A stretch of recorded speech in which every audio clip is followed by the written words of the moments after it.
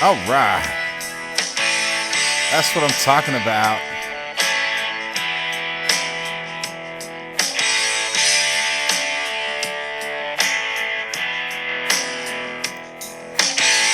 Oh, welcome to the weekend.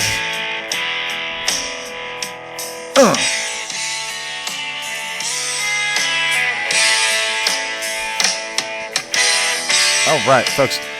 My goodness gracious, this is Michael. Once again, in the wee hours of the night,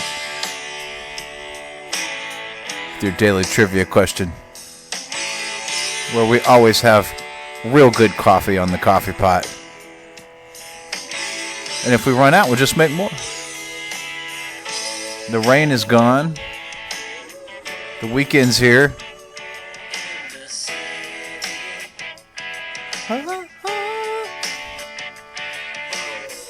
It's a little cooler, but I'll take the cool temperatures over rain any day, at least for a while. I'm sure it'll start raining again soon, the way things are around here. But anywho, let's get right to it, folks. Wanted to let you know that I'll be working at got some new opportunities coming my way in a couple of weeks. We'll be working at a brand new community in the North Hills area. I'll have more information on that later.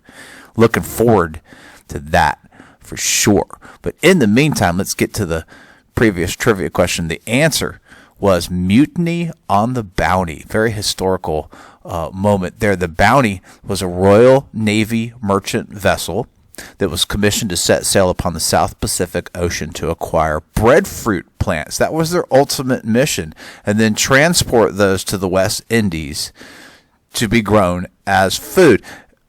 Naval missions like this were not uncommon back at this time. Okay, this was all to be done under the command of William Bligh, Commander William Bligh. If you've never heard this story before, the mission experienced a 5-month layover in Tahiti. Oh my goodness, can you imagine that?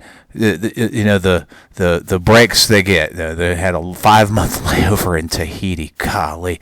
And during this time, as you can imagine, many of the men lived ashore and formed relationships with the native Polynesians, and thus began to deviate away from Navy and royal discipline. That's about the best, most politically correct way I can put that, if you know what I mean. Now, Bligh, who already had a pretty bad reputation as a difficult commander, to be quite frank, began handing out increasingly harsh punishments, criticisms, and abuse, and as a result, relations between Bligh and his crew aboard the Bounty began to deteriorate rather quickly. Now, one of the sailors in particular, named Fletcher Christian, who was a part of this whole process, was the main target of Bligh's abuse. And after 3 weeks back at sea, when they finally got going again, Christian and others forced Bligh from the ship and set them adrift in a small boat in open sea, in an act that famously went down in history as Mutiny on the Bounty. That, of course, was the focus of the previous trivia question. Now, Bligh wound up navigating more than 3,500 nautical miles while he was set adrift, and to finally reach safety. And when he did, I've included a map there that includes everybody's trail along the South Pacific Ocean. Then Bligh drifted 3,500 nautical miles, finally reached safety. And when he did, he began the process of bringing the mutineers to justice. And when he finally got back to England in March of 1790, news of the mutiny had really preceded him, and he was seen as a hero of sorts, where Fletcher Christian was made out to be kind of the bad guy. Now, another ship was dispatched to Tahiti in search of the Bounty, where most of the mutineers were in fact captured, and when all was said and done, some of the group was indeed found guilty, some were actually acquitted, some were sentenced to death by hanging. So it was a process, to say the very least, in sorting it all out. Fletcher Christian, getting back to Fletcher Christian, and a few others sailed the Bounty to islands east of Tahiti, set the Bounty ablaze, and proceeded to cohabitate, if you will, with the people of the islands, and had multiple children, multiple wives as a result. Eventual tensions would arise over these so-called quote-unquote relations, and it was determined that Fletcher Christian and a few others were probably killed by the islanders when everything boiled over on an eventual basis to violence. A considerable bloodline of children and descendants on the Tahiti and the Pitcairn Islands, I'm probably saying that wrong, resulted from the few remaining mutineers and Fletcher Christian as well, who inhabited the islands for the years that they did. That's a true story. It's an interesting story. I want to tell you, too, this has been done many, many times in Hollywood. That's how much of an interesting story it is. Going all the way back to the 1930s with Clark Gable, with Anthony Hopkins as William Bligh. There's a very good movie with Mel Gibson and, let's see. I'm sorry, Anthony Hopkins and Mel Gibson teamed up for that one.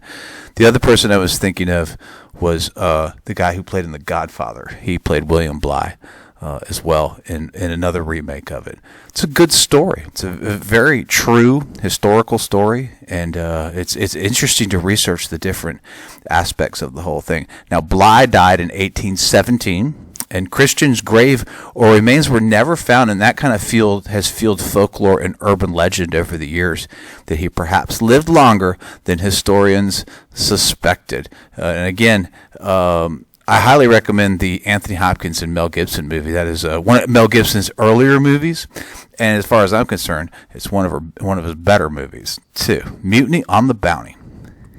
All right, folks, let's get the weekend started with a brand new trivia question, and we're going to wrap up the month of April as well. Come Monday, it'll be May. We'll be set to go for some nice, cooler temperatures, hopefully. And, of course, I'm sure, like I said, we'll have rain again. But anywho, in the meantime, for April 29th, here's your brand new trivia question. While playing for the Philadelphia Phillies during a game on this day in 1892, Charlie Riley assumes a spot in the batting order as a substitute of sorts, and in doing so serves as this for the first time in baseball's history.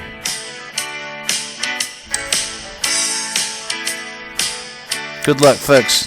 Have a wonderful weekend, and I'll be back tonight. Join me, if you will, for a hot cup of coffee. Thanks for all you do, and thanks for staying up with me.